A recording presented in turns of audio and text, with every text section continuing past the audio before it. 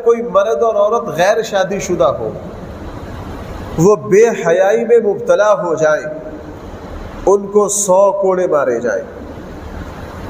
भाई उनको कितने कोड़े मारे जाए? सरेआम 100 कोड़े मारे जाए। और हद लगने के बाद उनको ब्लैक लिस्ट कर दिया जाएगा कि जनाब आइंदा से किसी अदालत में किसी जगह इनकी गवाही मोतबर नहीं है, और इनको सज़ा सरेआम दी जाएगी।